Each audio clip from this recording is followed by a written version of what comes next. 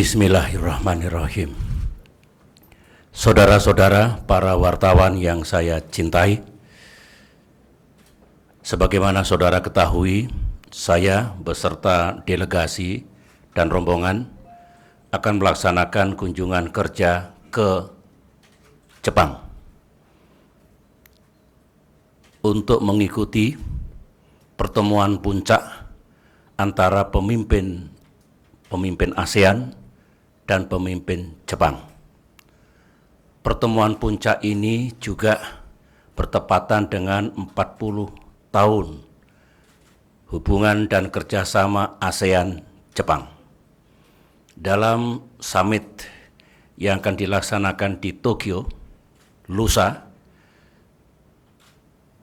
kami ingin terus memperkokoh dan memperluas kerjasama di berbagai bidang, sekaligus berkaitan dengan terbentuknya ASEAN Community pada tahun 2015 mendatang.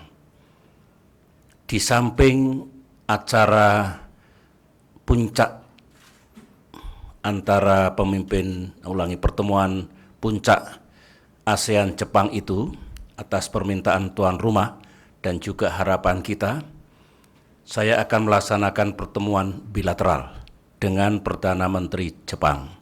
Ini sangat penting mengingat ekonomi dunia mengalami gejolak-gejolak yang baru, terutama yang dirasakan oleh emerging markets termasuk Indonesia, maka peningkatan kerjasama utamanya di bidang ekonomi menjadi sangat penting.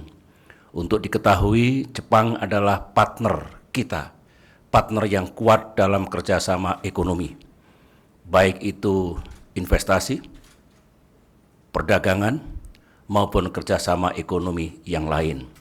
Perdagangan misalnya, sekarang tahun 2012 sudah mencapai 48,43 miliar, cukup besar.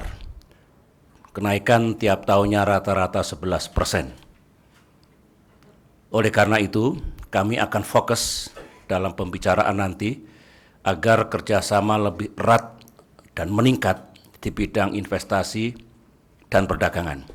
Investasi menjadi motor penggerak perekonomian sekarang ini ketika ekspor kita mengalami tekanan. Perdagangan tentunya dengan volume yang besar seperti itu kalau masih bisa ditingkatkan akan membawa kebaikan bagi perekonomian kita. Di samping investasi dan perdagangan, kami akan fokus untuk membicarakan masalah kerjasama pembangunan infrastruktur yang sangat diperlukan oleh Indonesia, bukan hanya di Pulau Jawa, tapi juga di pulau-pulau lain di luar Jawa. Saudara-saudara, di samping itu saya juga dijadwalkan untuk bertemu dengan para pengusaha Jepang papan atas yang di bawah naungan Japinda, Japan Indonesia Association, yang dipimpin oleh Bapak Fukuda, mantan Perdana Menteri Jepang, sahabat saya. Dalam pertemuan itu saya juga ingin mengajak untuk mengokohkan dan juga memperluas kerjasama di bidang bisnis dan perekonomian. Saudara-saudara, saya juga diminta untuk menyampaikan pidato policy speech di hadapan Japan Institute of International Affairs yang juga akan dihadiri oleh Perdana Menteri Abe.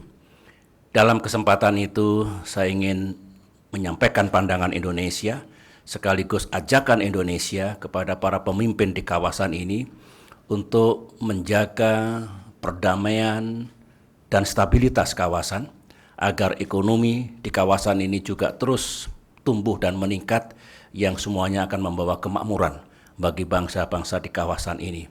Itu kesempatan yang baik bagi Indonesia untuk menyampaikan pikiran-pikiran strategisnya. Karena sebagaimana saudara ketahui, keadaan politik dan keamanan di Asia Timur sekarang ini cukup menegangkan. Kalau dulu perhatian dunia, perhatian kawasan adalah pada Laut Cina Selatan, sekarang ini justru yang tensinya meningkat sangat tajam, flashpoint yang tentu rawan untuk setiap saat terjadi konflik militer adalah justru Asia Timur. Indonesia juga akan menyampaikan pandangan-pandangannya melalui pidato saya nanti yang akan saya sampaikan di Tokyo. Kami akan berkunjung selama 3 hari. Hari ini berangkat dan insya Allah tanggal 15 pagi sudah meninggalkan Tokyo kembali ke tanah air. Saudara-saudara, di samping penjelasan tentang kunjungan kerja saya ke Jepang kali ini, ada 2 hal yang ingin saya sampaikan. Saya sudah menyampaikan kepada Wakil Presiden dan para menteri serta pejabat terkait tadi agar jajaran pemerintah utamanya melakukan langkah-langkah yang tepat, perencanaan, persiapan, dan pelaksanaan yang baik dalam rangka pengamanan rangkaian perayaan Natal dan Tahun Baru, utamanya untuk menjaga keamanan dan keselamatan transportasi. Cuaca sedang tidak bersahabat, oleh karena itu semua harus memberikan perhatian, baik itu operator dalam arti pemilik jasa transportasi, regulator dalam hal ini jajaran pemerintah, utamanya Kementerian Perhubungan, dan juga para pemimpin di daerah, agar benar-benar mengelola dengan seksama untuk mencegah terjadinya kecelakaan yang tidak perlu.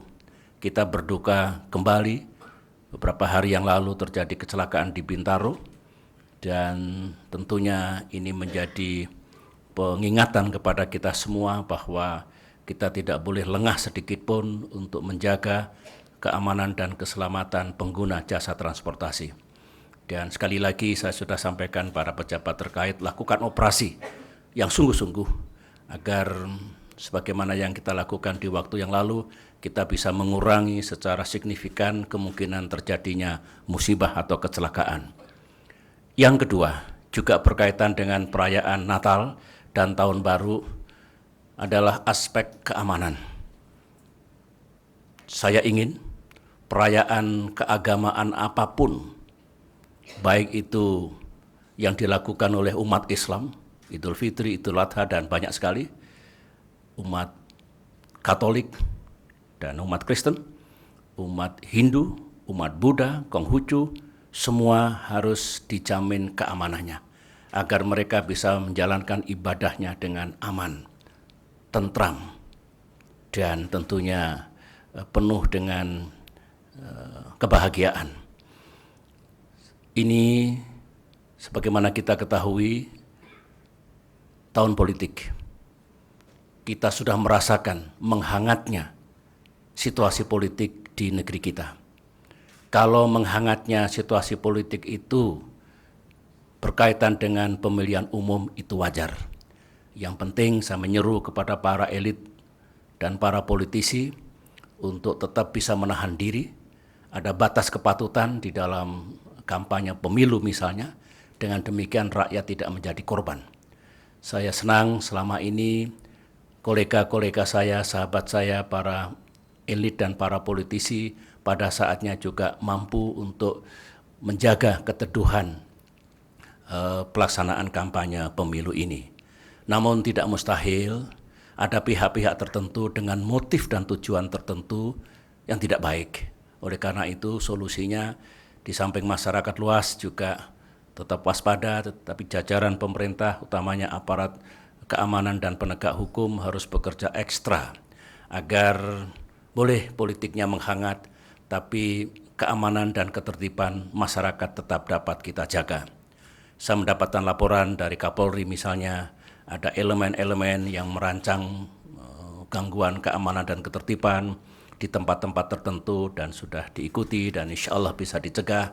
Ini membuktikan bahwa mungkin seolah-olah berkaitan dengan pemilu, padahal tidak. Oleh karena itulah kita lakukan segalanya. Dengan demikian insya Allah apa yang kita laksanakan baik dalam rangka pemilihan umum atau perayaan keagamaan dan perayaan hari besar dapat berlangsung dengan baik. Itulah saudara-saudara yang dapat saya sampaikan. Terima kasih.